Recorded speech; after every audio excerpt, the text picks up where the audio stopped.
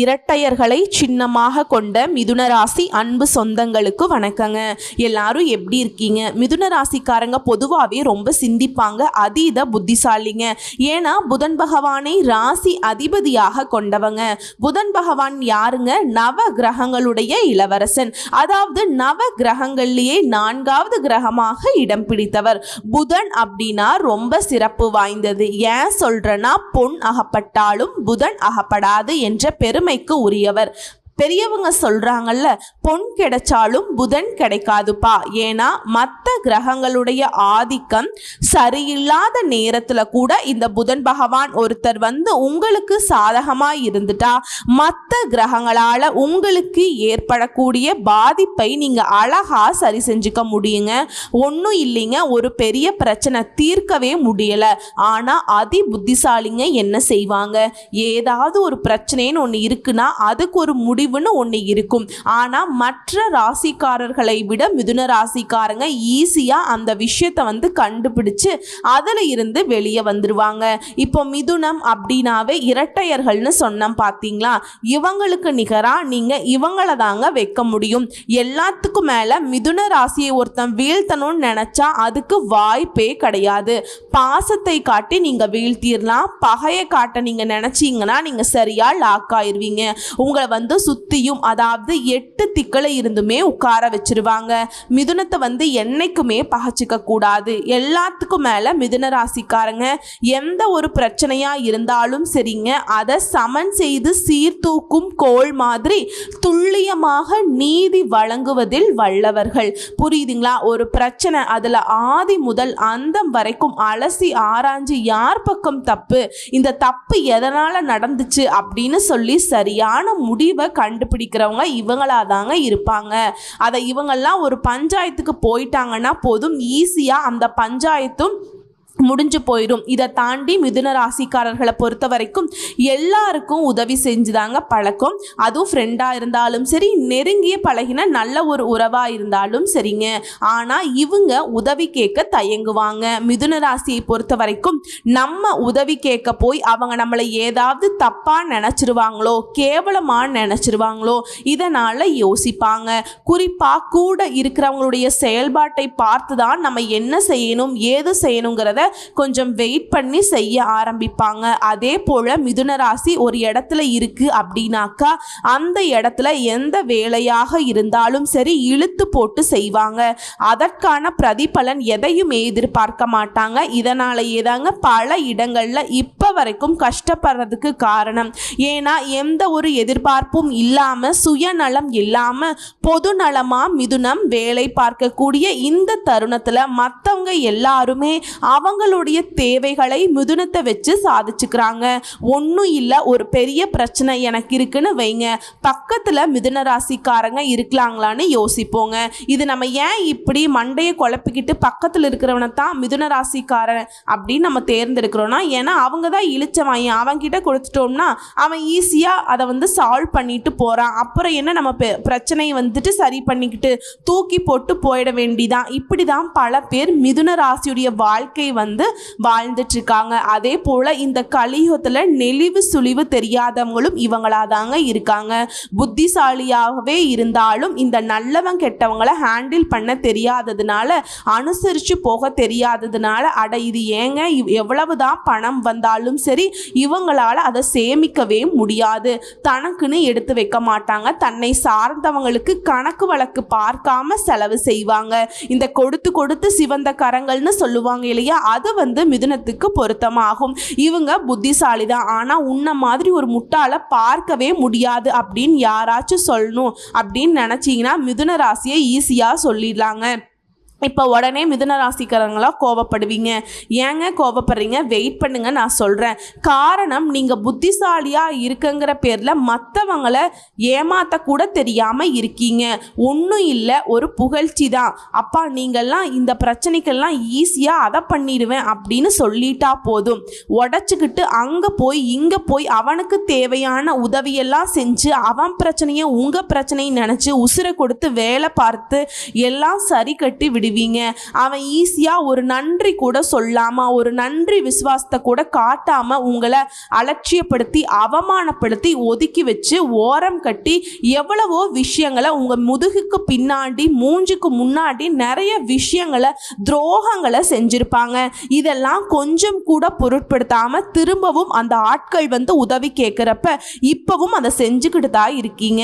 இல்லைன்னா சொல்ல முடியாது, நீங்க மறுக்கவும் முடியாதுங்க. வாழ்க்கையே போச்சு, இனியாவது கொஞ்சம் மாற்றத்தை கொண்டு வரலாமே, நல்லதொரு மாற்றம் ஏற்படும்னு ஆசை இருக்கா இல்லையா? ஸோ அதற்கு தகுந்த காலம் பிறந்திருக்குங்க. இந்த மாற்றம் உங்களுக்குள்ள கண்டிப்பா வந்துதான் ஆகணும். சரிங்களா? அதெல்லாம் இருக்கட்டுமா, நீ சொல்றதெல்லாம் உண்மைதான், நான் இல்லைன்னெல்லாம் சொல்லல, வேற ஏதாச்சும் சொல்லு, எங்களை பத்தி எங்களுக்கு தெரியும் அப்படின்னு சொன்னா சரிங்க, அதை விட்டுறலாம். இப்போ தலைப்பு பார்க்கலாங்க. தனி மரமாக நிற்கும் மிதுனத்திற்கு மே 31ஆம் தேதிக்குள்ள முடிவுக்கு வரக்கூடிய மிகப்பெரிய 8 பிரச்சனைகள் மிதுன ராசிக்காரங்க எல்லாமே மாறப்போகுதுங்க. உங்க வாழ்க்கையில நிகழக்கூடிய அதிசயத்தையும் தெளிவா தெரிஞ்சுக்கோங்க. இது நாள் வரைக்கும் என்ன நடக்க போகுது, ஏது நடக்க போகுதுன்னு தெரியாம மொத்தமா வாழ்க்கையை உருட்டிக்கிட்டு நம்ம வாழ்க்கையில நமக்கு கிடைக்கக்கூடிய வாய்ப்புகளை மற்றவங்க பயன்படுத்திட்டு அவங்க பாட்டுக்கு ஜாலியா போயிட்டு இருந்தாங்க. இனியாவது நமக்காக கொஞ்சம் வாழ ஆரம்பிப்போமே, அது என்ன ஏதுங்கிறத தெளிவா பார்த்து தெரிஞ்சுக்கலாம். அதுக்கு முன்னாடி மிதுன ராசிக்காரங்க புதன் பகவானை அதிபதியாக கொண்டவங்க. உங்களுடைய அதிர்ஷ்ட தெய்வம் பெருமாளுங்க. அவரை வழிபாடு செய்யாமல் உங்களுக்கான பலன்களை சொல்ல முடியாது. தொடக்கமும் இல்லை, முடிவும் இல்லை. அந்த வகையில ஓம் நமோ நாராயண. குளந்தரும் செல்வம் தந்திடும் அடியார் பழுந்துயர் ஆயினை எல்லாம் நிலந்தரம் செய்யும் நீள் விசும்பு அருளும் அருளோடு பெருநிலம் அளிக்கும் வளம் தரும் மற்றும் தந்திடும் பெற்ற தாயினும் ஆயின செய்யும் நலந்தரும் சொல்லை நான் கண்டு கொண்டேன் நாராயணா என்னும் நாமம். அதாவது நாராயணான்னு சொன்னாலே போதும் நமக்கு நல்லது சேரும். நாராயணா அப்படிங்கிற சொல்லை சொன்னாலே போதும் நம்மளுடைய தீமைகள் விலகி போகும். அந்த அளவுக்கு பெருமாளுடைய வழிபாடு நமக்கு பலன்களை அள்ளி தரக்கூடியது. யார் பெருமாளை வழிபாடு செய்ய மறந்தாலும் மிதுனம் கட்டாயம் வழிபாடு செய்யணும். வாழ்க்கை இருள் சூழ்ந்த மாதிரி இருக்கு. இந்த பெருமாளுடைய வழிபாடு உங்களுக்கு வெளிச்சத்தை கொடுக்கும், செல்வம் செல்வாக்கை கொடுக்கும், நீடித்த பேரு புகழ் பட்டம் பதவிகள் எல்லாமே உங்களை சேரும். புரியுதுங்களா? சரிங்க, இப்போ உங்களுக்கு 8 பிரச்சனை முடிவுக்கு வருதுன்னு சொன்னேன். உங்க வாழ்க்கையில அதிசயம் நிகழப்போகுதுன்னு சொன்னேன். அது என்னன்னா 50 ஆண்டுகளுக்கு பிறகு உங்களுடைய ராசியில உருவாகக்கூடிய திரு கிரக யோகத்தினாலதான் பணமும் வெற்றியும் உங்களுக்கு குவிய போகுது. அதாவது ஜோதிட சாஸ்திரப்படி நவகிரகங்கள் ஒரு குறிப்பிட்ட கால இடைவெளியில தன்னுடைய ராசியை மாற்றும் இல்லைங்களா? அதன் அடிப்படையில் சில நேரங்கள்ல சில ராசியுடைய மாற்றம் சில யோகங்களை உருவாக்கும். அப்படித்தாங்க இந்த யோகமானது 50 ஆண்டுகளுக்கு பின்னாடி மிதுன ராசியில உருவாகி இருக்கு. அதாவது இந்த யோகம்ங்கிறது ஒவ்வொரு வேலையிலுமே மகத்தான வெற்றியை கொடுக்க போகுது. நல்ல நிதி நன்மைகளை நீங்க பெற போறீங்க. அதிர்ஷ்டத்துடைய அடையாளமாக மிதுன ராசி வலம் பெற போகுது. அதாவது மிதுன ராசியில 3 கிரகங்களுடைய யோகம்னு சொன்ன இல்லையா? நவ கிரகங்கள்லயே இளவரசர்னு பெயர் எடுத்த உங்களுடைய அதிபதி புதன் பகவான். அவர் கூடவே நவ கிரகங்களின் தலைவன் சொல்லக்கூடிய சூரிய பகவான். இந்த 2 கிரகங்களோட குருவுக்கெல்லாம் குருவுன்னு பெயர் எடுத்த நம்முடைய குரு பகவானுடைய சேர்க்கை. சோ மிதுன ராசியில இந்த 3 கிரகங்களும் சேர்வதனால இந்த சக்தி வாய்ந்த திரி கிரக யோகம் உருவாகி இருக்கு. இதனால தொட்டது எல்லாமே பொன்னாக மாறும். குறிப்பா நம்மளுடைய மிதுன ராசிக்கு திடீர் நிதி நன்மைகள் கிடைக்கும். தொழில் அதிபர்களா இருக்கீங்கன்னாக்கா நல்ல லாபத்தை பெற போறீங்க. அதே போல எப்பேற்பட்ட சவால்களையுமே சமாளிக்கக்கூடிய அளவுக்கு உங்களுடைய புத்தி சாதுரியம் திறமையாக செயல்படும். வியாபாரிகளுக்கு நல்ல லாபத்தை பெறக்கூடிய புதிய ஒப்பந்தங்களை பெற போறீங்க. அதே மாதிரி புதிய வருமான ஆதாரங்கள் உங்களுக்கு திறக்கப்படும். நிதி நிலைமை நல்ல வலுவா இருக்க போகுது. குடும்ப வாழ்க்கையில மகிழ்ச்சிக்கும் அமைதிக்கும் ஒரு குறையும் இருக்காது. நீண்ட நாள் ஆசைகள் எல்லாமே இப்ப நிறைவேற போகுது. அதிர்ஷ்டம் பிரகாசிக்க போகுது. உங்க வாழ்க்கையில சமுதாயத்துல மதிப்பு மரியாதை அதிகமாகுது. செல்வாக்கு மிக்க நபர்களுடைய நட்பு கிடைக்கும். வெளிநாட்டு பயணம் மேற்கொள்வீங்க. அதே போல வீட்டுல அடுத்தடுத்து சுப நிகழ்ச்சிகள் நடக்கும். நீங்களுமே நிறைய மற்றவங்க வீட்டு சுப நிகழ்ச்சிகள்ல அதிகமா பங்கேற்கக்கூடிய வாய்ப்பு இருக்கு.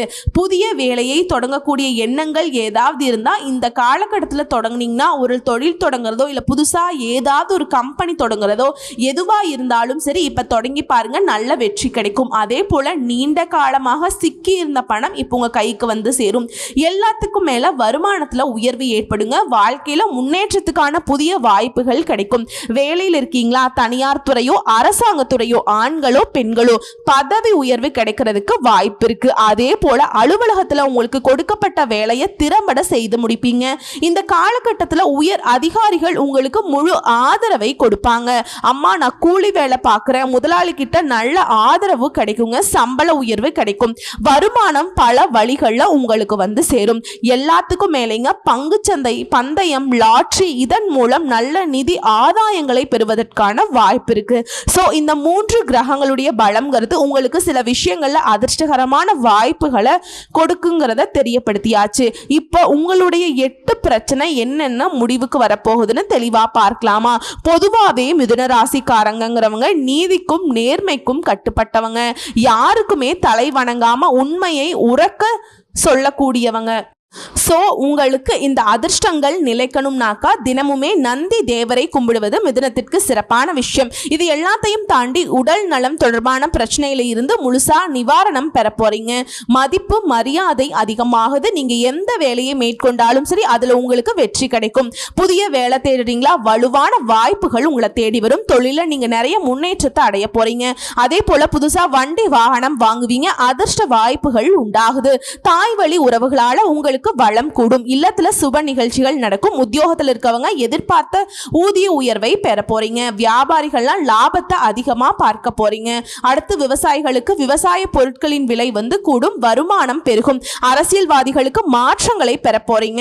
அதுவும் உங்களுக்கு சாதகமா தான் இருக்க போகுது. கலைத்துறையில் இருக்கவங்களுக்கு லாபகரமான வாய்ப்புகள் அமையும். இதை எல்லாத்தையும் தாண்டி பெண்களுக்கு தடைப்பட்ட பண வருமானம் கிடைக்கும். குழந்தை பாக்கியம் கிடைக்கும். கணவன் மனைவிக்கிடையே அந்யோன்யம் பெருகும். திருமணத்துக்காக காத்திருக்கக்கூடிய பெண்மணிகளுக்கு நல்ல வரன் தேடி வரும். அடுத்த மாணவர்களை பொறுத்த வரைக்கும் வெளியூருக்கு சென்று படிக்கக்கூடிய முயற்சிகள்ல வெற்றி கிடைக்கும். உயர்கல்வி கனவுகளுமே நனவாகுது. எல்லாத்துக்கும் மேல மிதுன ராசிக்காரங்க நிதி நிலை அப்படிங்கிறது ரொம்ப சிறப்பா இருக்குதுங்க. இது நாள் வரைக்கும் நடந்த எந்த ஒரு விஷயமுமே உங்களுக்கு சந்தோஷத்தை கொடுத்திருக்காது. ஆனா இனி நடக்கிறது எல்லாமே உங்களுக்கு மனசுக்கு சந்தோஷத்தை மட்டுமே கொடுக்க போகுது. எதிர்பார்த்த விஷயமும் சரி, எதிர்பாராத விஷயங்களும் சரி உங்களுக்கு உற்சாகத்துக்கு குறைவில்லாம பார்த்துக்கோங்க. அதாவது என்ன வாழ்க்கடா இதுன்னு புலம்பிட்டு இருந்த மிதுனத்திற்கு அட என்ன ஒரு வாழ்க்கைன்னு நீங்களே பெருமைப்படக்கூடிய அளவுக்கு சந்தோஷம் உங்களை சூழ்ந்திருக்க போகுது. ஏன்னா இந்த திரிகிரக யோகத்துடைய பலம்ங்கிறது மிதுன ராசிக்கு 1000 யானைகள் கூட இருந்தா எப்படியோ அந்த அளவுக்கு பலம் சேர்த்திருக்குங்க. சோ இப்ப இருக்கக்கூடிய இந்த அதிர்ஷ்டகரமான வாய்ப்புகள் உங்களுக்கு நிலைச்சிருக்கணும்னா நீங்க செய்ய வேண்டிய பரிகாரம் தினமும் ஆஞ்சநேயரை வணங்கி, குறிப்பா சனிக்கிழமைகள்ல அவருக்கு வெண்ணெய் சாற்றி வெற்றிலை மாலை சாற்றி வழிபாடு செய்ய நீடித்த நிலைத்த செல்வம், செல்வாக்கு, பேரு, புகழ், பதவிகள் உங்களை தேடிக்கிட்டு வரும். அதே போல வியாழக்கிழமைகள்ல குரு பகவானுக்கு வழிபாடு வைங்க. முழுக்க முழுக்க அதிர்ஷ்டங்கள் உங்களுக்கு நிலைச்சிருக்கும். அதிர்ஷ்ட வாய்ப்புகள் உங்களை தேடி வரும். என்ன மிதுன ராசிக்காரங்களே ஒரு மாதிரி தெம்பாதான் இப்போ இருப்பீங்க. இனியும் அப்படிதான் இருக்க போறீங்க. வளம் கூட போகுதுங்க. வாழ்த்துக்கள். நன்றி. வணக்கம்.